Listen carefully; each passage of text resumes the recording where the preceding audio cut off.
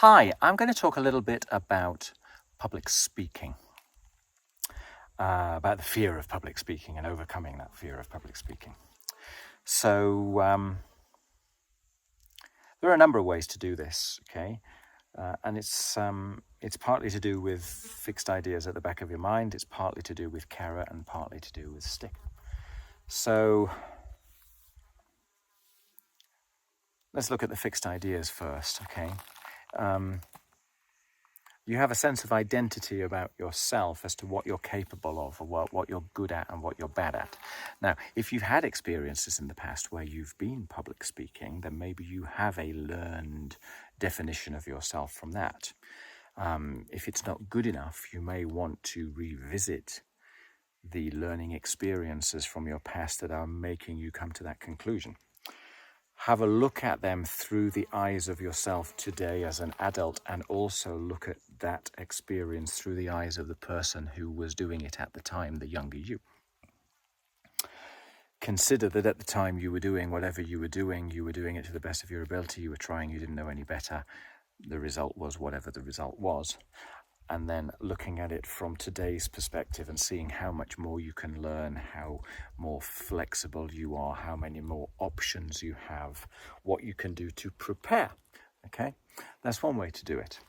Another way to do it is to consider the feelings behind the imagination. Okay, so if you're concerned about public speaking, there is a thought or a story running in your imagination as to how things might go that's presumably uncomfortable, that you would rather avoid. Okay, so there are lots of ways that you can address that. One is kind of through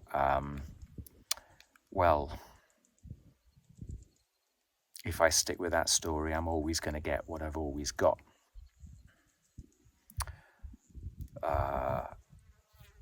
You can catastrophize about always getting what you've always got. The idea of not making any progress, therefore, and how sad that would be for your fulfillment or whatever it may be. So you can attach pain to remaining the way that you currently are. You know, you can attach pain to not changing. So that gives you extra leverage, extra oomph to change. You can attach something wonderful to the process of learning how to be a better public speaker. And I don't know what is motivating to you, but maybe there are elements of it that are more palatable than others. Maybe there are some elements that you might consider to be fun, in which case, hey, go play in that area for a little while in order to then get familiar with the other parts.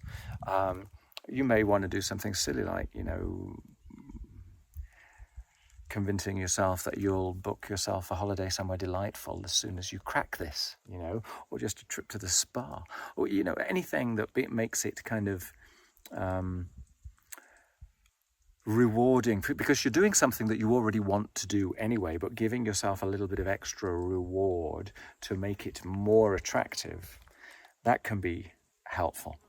But normally what is going on is there is a gut feeling which feels like it's stopping you, as if it's a third party, okay? As if, I would be good at it were it not for this. In which case, I had another video elsewhere about archetypes. It can be useful to ask yourself the question, so what would it take for me to become the best public speaker I can possibly become? And then ask your archetypes.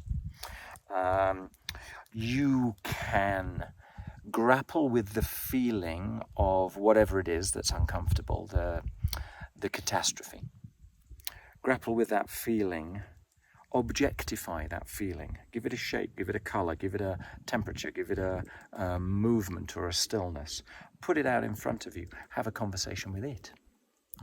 You're safe here. What is it that you're speaking about? Is that really valid?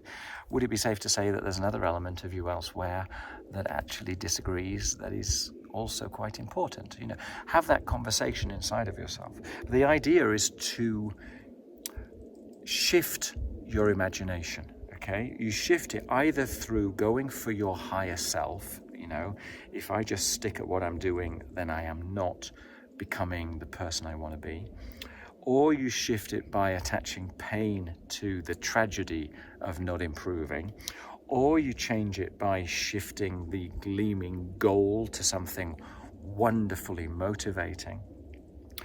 Or you talk to the rest of you and you forgive that part of you and you thank it for keeping you safe.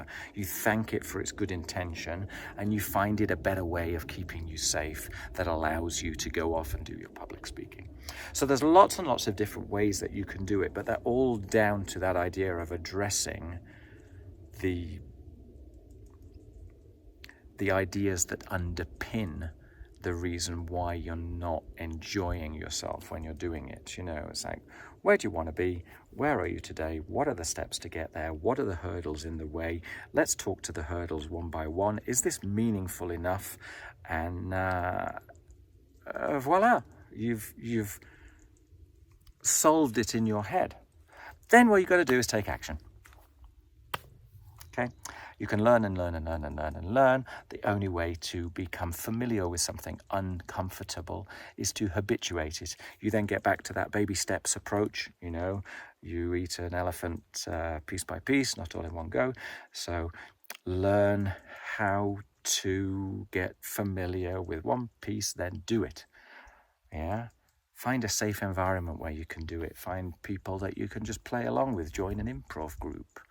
You know, join a theatrical group, something like that, something where everyone can just have a good laugh, make a few friends, and explore the boundaries of their possibility. Okay, I hope that's all useful. It's just my thoughts off the top of my head on public speaking. You know, when people come to me for public speaking, I go very, very in depth into the ideas that underpin their current state, and I disassociate themselves from that, and I help them to see the learning path to the future, to see themselves having fixed that future, and then to come back inside of themselves. So it's a very broadly envisioning, embodied reshaping of themselves, reshaping of their capabilities, reshaping of their mindset, their worldview. But, you know, that's not something that I can explain really on a video particularly well. But those other techniques, I assure you they work. Yeah, they work really well. Okay, I hope that's helpful. You know, comment, subscribe, look at my other videos, let me know what works, what doesn't work, all that good stuff. Share. That's what we're here for, right? To build connections and share. Okay, take care. Bye.